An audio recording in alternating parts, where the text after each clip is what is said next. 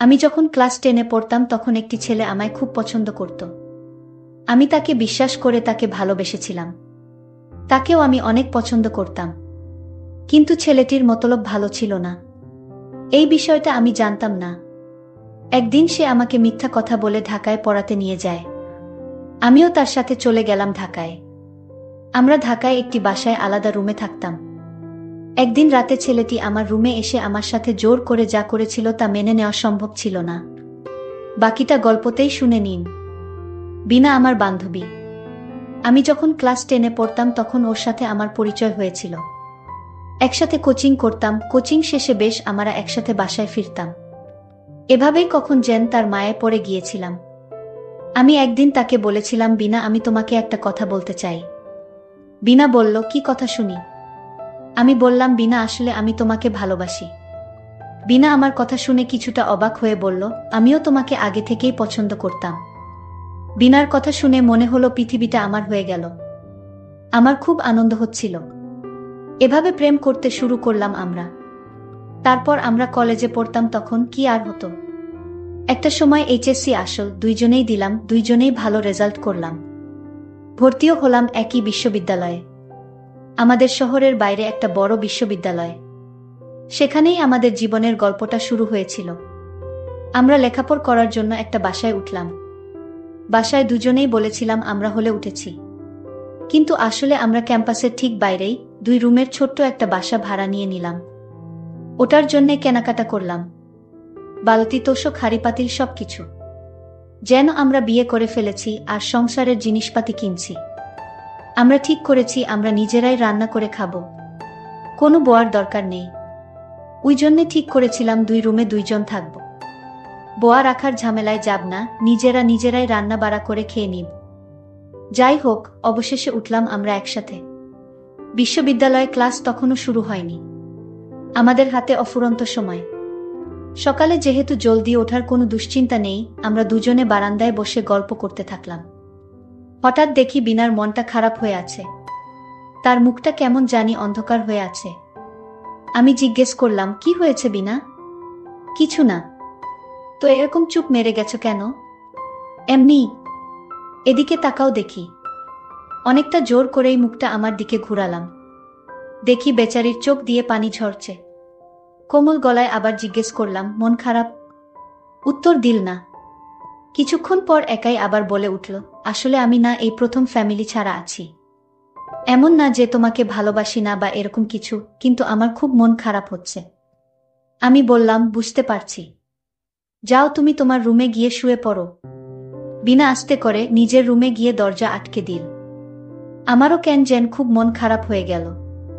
বুঝলাম না হয় যে তাই বলে আমাকেও দরজা আটকে বাইরে রেখে দিতে হবে।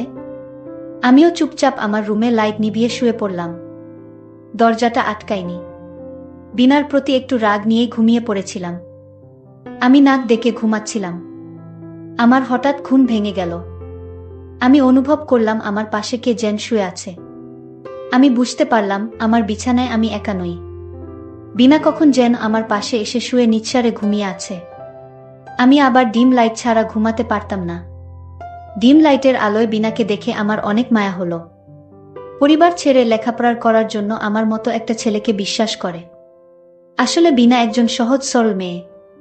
তার কোনো তুলনা হয় না। এসব ভাবতে ভাবতে ঘুমিয়ে গেলাম। ভোরে আবার ঘুম ভেঙে গেল। দেখি বাইরে মোটামুটি আলো হয়ে গেছে।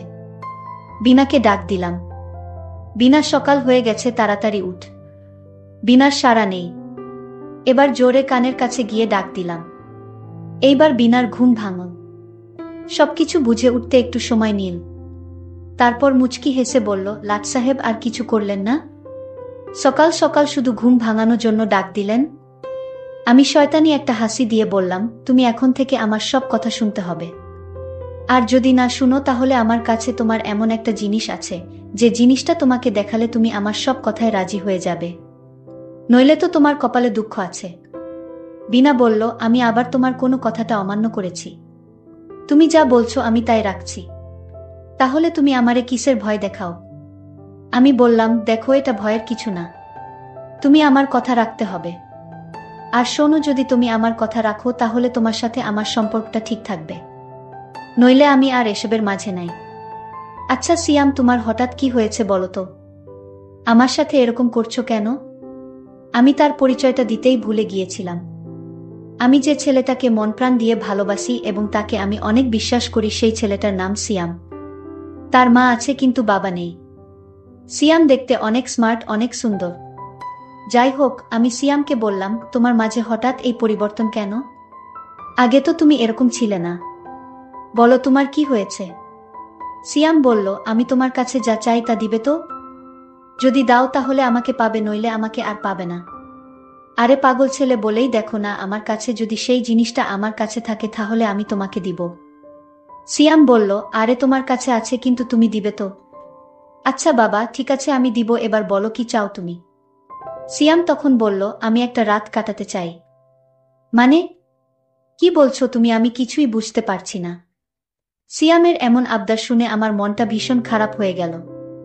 আমি যে ছেলেটাকে এত ভালোবাসি, এত বিশ্বাস করি, সেই কিনা এসব বলছে। না, আমি ভাবতে পারছি না। আমি খানিকক্ষণ চুপ হয়ে থাকলাম। সিয়াম আমাকে বলল, কি হলো, তুমি চুপ করে রইলে যে, কিছু একটা বলো। আমি তাকে পরিষ্কারভাবে জানিয়ে দিলাম, আমি এখন এসব পারবো না।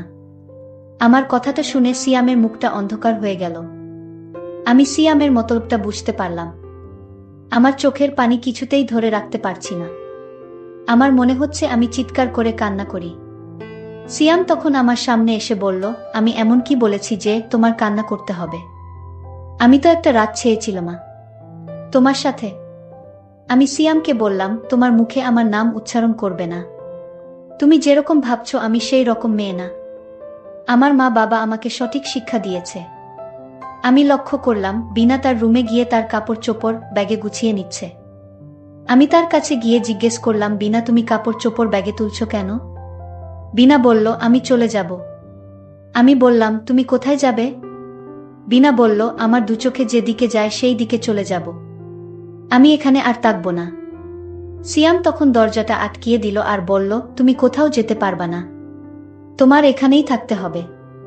বিনা তখন বলল, তুমি কি জোর করে আমাকে এ বাসায় রেখে দিবে? আমার একটা কথার কারণে তুমি এ বাসা থেকে চলে যাবে, আমাদের ভালোবাসা শেষ হয়ে যাবে, এ আমি কিছুতে হতে দিব না। বিনা তখন আমায় ধাক্কা মেরে দরজা খুলে দৌড়ে পালিয়ে গেল। আমি আর তাকে কিছুতে রাখতে পারলাম না। বিনার জন্য আমার খুব কষ্ট হচ্ছে। আমি বিনার পিছু নিলাম, দেখি সে কোথায় যায়। আমি বিনাকে পিছন থেকে ডাক দিচ্ছিলাম, বিনা আমার কথা কানে নেয়নি। সে তার নিজের ইচ্ছামতো চলে যাচ্ছে। বিনা একটা সিএনজিতে উঠে পড়ল, আমি আর তাকে দেখতে পেলাম না, সে কোথায় চলে গেল। কিন্তু আমি মনে মনে সিদ্ধান্ত নিলাম, আমি তোমাকে ছাড়ব না। আমি যে করে হোক তোমাকে খুঁজে বের করে আমার ইচ্ছাটা পূরণ করব। আমি সারা রাত কিছুতেই ঘুমাতে পারলাম না। বিনা আমার ছোট একটা কথার কারণে আমাকে এভাবে রেখে চলে গেল। সে যদি আমাকে সত্যি ভালোবাসতো তাহলে এভাবে আমায় রেখে চলে যেতে পারত না। আমার মনে হয় ও আমাকে সত্যি ভালোবাসে না। যাই হোক, এভাবে কিছুদিন কেটে গেল।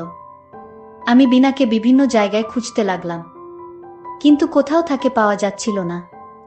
এখন আমার মাথায় একটাই চিন্তা থাকে, কিভাবে খুঁজে বের করা যায়।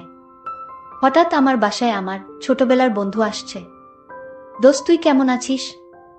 ভালো না দোস্ত, মনটা ভীষণ খারাপ। আমি যে এখানে থাকি ঠিকানা দিল কে তোরে? আরে তোর মা দিয়েছে, আর তাই আমি সরাসরি চলে আসলাম। ভাবলাম দুই বন্ধু একসাথে লেখাপড়া করি। আমি লক্ষ্য করলাম সিয়াম কান্না করছে, তার চোখ দিয়ে পানি ঝরছে। আমি বললাম, সিয়াম বন্ধু আমার, কি হয়েছে তোর? তুই আমার কাছে বল, আমি সমাধান করে দিব। সিয়াম তখন বিনার কথা বলল, আমি বুঝতে পারলাম। আমি সিয়ামকে একটা বুদ্ধি দিলাম, শোন, এই মেয়েকে এভাবে খুঁজে পাওয়া যাবে না। আমি বললাম, তাহলে কি করলে তাকে খুঁজে পাওয়া যাবে? আমার বন্ধু ইমন বলল, চল তার গ্রামের বাড়িতে খোঁজ নিয়ে দেখি। অবশ্যই তার মা বাবা জানবে বিনা কোথায় থাকে। আমরা পরের দিন তার গ্রামের বাড়ির উদ্দেশ্য করে রওনা দিলাম। তাদের গ্রামের বাড়ি মুন্সিগঞ্জ। আমরা মুন্সিগঞ্জ গেলাম। সেখানে তার মা বাবাকে খুঁজে বের করলাম। তার মা বাবাকে জিজ্ঞেস করল, মা বিনা কোথায় থাকে? তার বাবা উত্তর দিল, কেন, বিনার কাছে তোমাদের কি দরকার? আমরা স্কুলে একসাথে পড়তাম, তাই বিনার কাছে একটু বিশেষ দরকার ছিল। তাই আর কি? তার বাবা বলল, কি দরকার আমার কাছে বলো, তারপর ঠিকানা দেই। আমার বন্ধু ইমন বলল, দেখুন কাকা, বিনা যে বাসাতে থাকতো সেই বাসার কিছু দামি জিনিস চুরি করে নিয়ে এসেছে। এটা আমাদের কানে আসে। আমি বলেছিলাম বিনা এরকম করবে কেন? আমাদের বিশ্বাস হচ্ছিল না। বাসার মালিক বলল, যদি তাকে খুঁজে না পাওয়া যায় তাহলে মামলা করা হবে। আর আমরা এসেছি বিনাকে বাঁচাতে, কারণ বিনা যে চুরি করে নাই তার প্রমাণ আমাদের কাছে আছে। তার বাবাকে আমরা এভাবে মিথ্যা কথা বলে মেয়ের ঠিকানা নিলাম। বিনার বাবা বলল, আমার মেয়েকে বাঁচাতে হলে তো ঠিকানা দেওয়া ছাড়া আমার আর কোনো উপায় নেই। তাই বিনার বাবা ঠিকানা দিল। সে বলল, আমার মেয়ে এখন ঢাকায় থাকে না, সে সিলেট থেকে লেখাপড়া করে। আমরা ঠিকানা পেয়ে গেলাম। ইমনকে আমি বললাম, আমার সাথে চল বন্ধু, সিলেট যাই। ইমন বলল, আরে বন্ধু, তোর জন্য তো আমার এই জীবনটা পর্যন্ত দিতে পারি। আর সিলেট যেতে পারবো না? যতদিন পর্যন্ত বিনাকে খুঁজে না পাস ততদিন পর্যন্ত আমি তোকে হেল্প করব, তুই কোনো চিন্তা করিস না। সিয়াম আমার কথা শুনে অনেক খুশি হলো। আসলে পৃথিবীতে এমন বন্ধু পাওয়া বড় কঠিন। আমরা পরের দিন সিলেটের উদ্দেশ্য করে রওনা দিলাম। আমরা সিলেট বিয়েনি বাজার গিয়ে একটা হোটেলে উঠলাম। রাতে খাবার খেয়ে যখন ঘুমাতে যাব ঠিক তখন পাশের কেবিনে মেয়েদের গলার আওয়াজ আসছে। আমার মনে হলে পাশের কেবিনে বিনার গলার কণ্ঠ শুনলাম। আমি ইমনকে বললাম, ইমন, আমাদের পাশের কেবিনে মেয়েদের গলার আওয়াজ শোনা যাচ্ছে, আর আমার কাছে মনে হচ্ছে এইখানেই বিনা আছে। ইমন বন্ধু আমার, তুই একটু গিয়ে দেখে আসবি। ইমন তখন বিছানা থেকে উঠে বারান্দায় গেল এবং পাশের কেবিনে নক করল। কিন্তু রুমের ভিতর থেকে কেউ দরজা খুলছে না। 3 বার নক করলাম কিন্তু কারো সাড়া শব্দ পেলাম না। ইমন নক করার সাথে সাথেই রুমের ভিতর যে আওয়াজটা ছিল তা বন্ধ হয়ে গেল। সিয়াম তখন আমায় বলল, শোনো বন্ধু, রাতে মনে হয় এভাবে ডিস্টার্ব করা ঠিক হবে না। সকালে দেখা যাবে, সকাল সকাল উঠতে হবে। এখন ঘুমিয়ে পড়।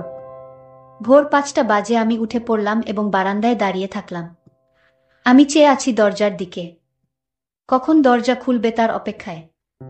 হঠাৎ দরজা খুলে ফেল, তখন দেখলাম বিনা প্রথম বের হয়েছে। বিনা আমায় দেখে অবাক হয়ে গেল। আরে তুমি এখানে কেন এলে?